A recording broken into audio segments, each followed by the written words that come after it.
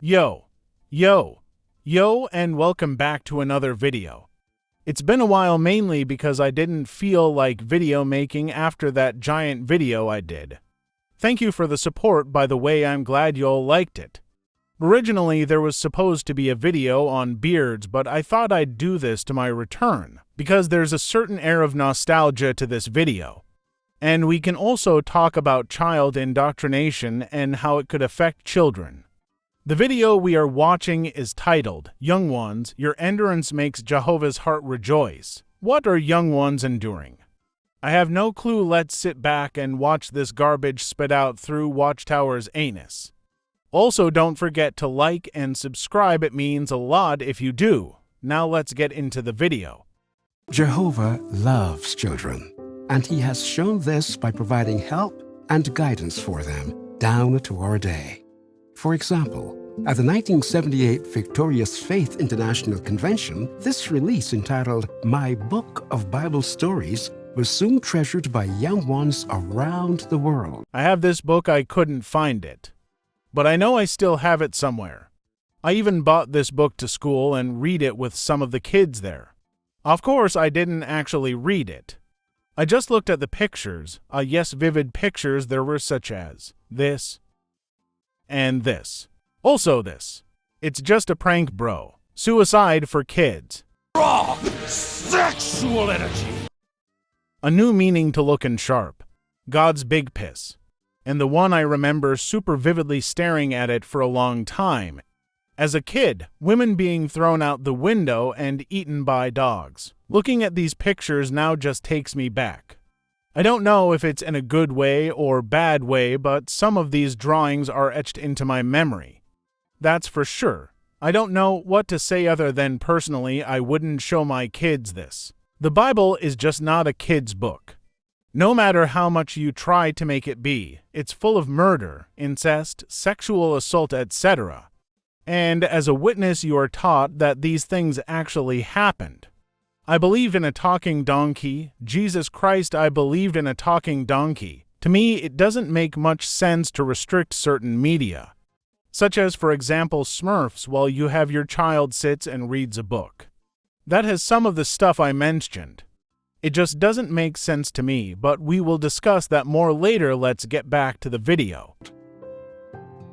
Over the years, it's helped millions to come to love Jehovah and become his faithful worshipers. The story that always meant a lot to me was that of Samson, especially the images that we had in the My Book of Bible Stories. They were so vivid to see the strength that Jehovah gave him and the way he supported him. But at the same time, the story always carried that if you weren't obedient to Jehovah, you lost that blessing and that strength. What? So let me get this straight. So God left Samson after Delilah cut his hair in his sleep. After getting his eyes scooped out and sold into slavery, he only gets his strength back when he commits suicide. Very inspiring. Again, we're going back to the notion of the last video, where if you were taken advantage of, you have disappointed God and has lost his favor. Need I remind you of the stuff they said about Dana? Night girls.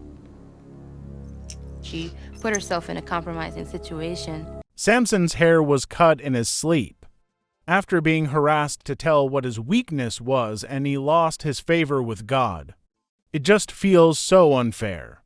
Imagine the anxiety a kid must feel, know that if he makes a mistake he may lose favor with God. Micromanaging everything they do to stay in that favor, and it's pretty easy to imagine if you were a witness. Or are a witness, the anxiety just gets to you.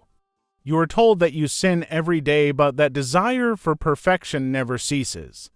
To serve the Most High God and make it into the new system, it's rough, man. So I think as a young one growing up in the truth, especially when you went to school and you had to stand out and be different, to remember that Jehovah could support you and give you that kind of extraordinary strength, it gave you the power that you needed to make that stand. Unless you eat a birthday cupcake or watch fucking Elf or something, then you are knocking on the devil's door, Buster. Okay, people, tomorrow morning, 10 a.m., Santa's coming to town. Santa! Oh my God! Even earlier, The Watchtower began a series of articles that became the basis for the book Listening to the Great Teacher. And later, that was rewritten and re-illustrated to become Learn from the Great Teacher. I also have this book somewhere. Do I want to look for it? It tells us what kind of qualities our friend should have. I like chapter 35 called We Can Wake Up from Death because I used to be afraid and now I know that Jesus will resurrect us no matter what. That Jesus will resurrect us no matter what. Stop the cap. In all seriousness, this poor girl. No, according to witness doctrine, Jesus will not resurrect us no matter what. She's been fed this by her parents and she won't question it 'cause she's a kid. She doesn't know better. She mentioned how she fears death, when that really shouldn't be a concern for her, but that's where this belief comes from. It takes advantage of people's fear of death and feeds them images of a paradise earth where everything is just and right, where you could pet a lion, meet Bible characters, etc., and live forever. To me, that sounds like hell, but to kids, and especially older people who feel closer to death, that's heaven. Fear is when indoctrination can be used effectively, 'cause if you are scared of something, you do everything, think anything to avoid it. This creates a fantasy, and witness publications, songs, pictures, and even meetings love to try to get you to imagine it. Now and picture the scene. Up ahead on the path are what seem to be children laughing at play. In a world free of the fears we once faced. Raise you up for all to see.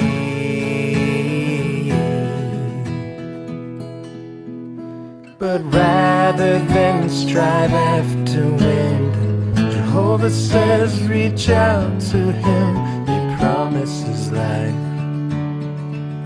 in paradise. Okay. That shit was ass. Sorry I put you through that. Here's some pictures of the paradise. Do you see what I mean? The fear and the fantasy are connected and are useful in indoctrination.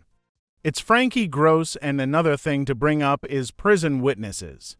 Yes, for those who aren't witnesses, there's prison witnessing. Those prisoners are at rock bottom and some want to be better. And guess who's there? JW Joe to the rescue, here to teach him the real truth. And the sad thing is it works. Someone going through a death give them a publication, someone scared of death do the same. Someone upset about injustice do the same. When I say vultures, I mean vultures. And most people are going through something and they don't realize that witnesses are cult. All they know is that a stranger was nice and gave him some comforting news. This doesn't work all the time, so what's next? How do you spread the cult? It's through their children, as seen in this very video. Let's move on. And so I'm not afraid anymore. In 2006, The Awake magazine started including numerous activities and puzzles for children of various ages. JW.org expanded on this content to include over 40 Bible character cards, illustrated Bible And this is why you flip the canvas, folks. stories, games, coloring activities, and 2 series entitled My Bible Lessons for Younger Children and Teach Your Children for those slightly older. And who can forget the Become Jehovah's Friend video series with Caleb and I'd love to forget about these hellspawn. Sophia. The videos help me to be bold for Jehovah. There's this little And those Caleb and Sophia video can range from lessons like do not steal to just homophobia. And it works too. I was once homophobic, but it didn't take me long to unlearn that, 'cause a lot of my friends weren't straight and they were great people. I couldn't stand the thought of them dying. And once I grew older, I learned that being gay wasn't as unnatural as some people would say, but I had to unlearn that. Kids aren't born with bias, they are taught it, so please don't teach your kids to be a dickhead. Booklet/magazine called My Bible Lessons that I remember when I was younger. Things to be thankful about, like the paradise and what Jehovah gave us, and friends. But what has Jehovah provided for tweens and teens? In my experience, absolutely nothing except hurt, pain, and loneliness. In the early 70s, articles were written to help those in this age group to cope with the challenges of becoming an adult. These later became the basis for the books Your Youth, Getting the Best Out of It. And Best out of what exactly? Being a witness is like working a second job you do not get paid for. It's a hassle.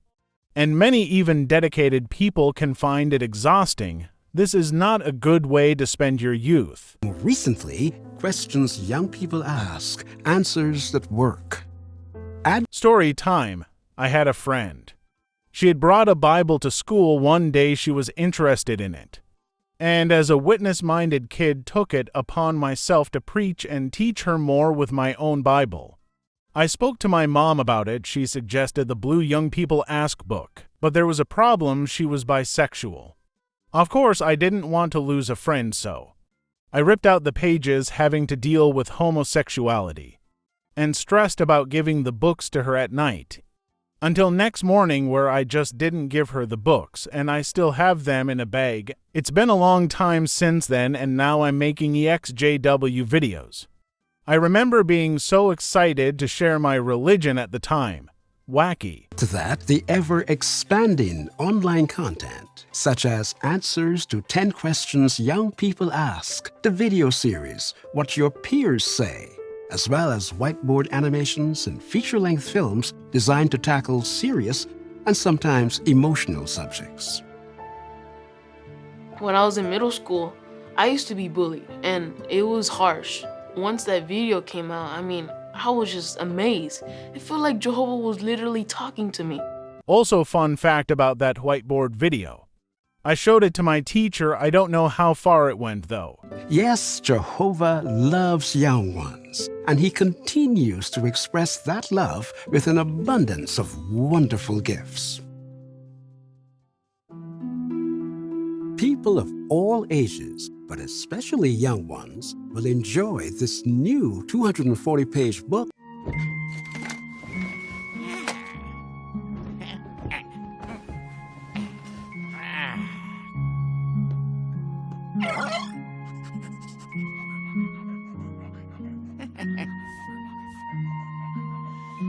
$140-page book containing 103 lessons. What? This is a moment in history! Take a picture!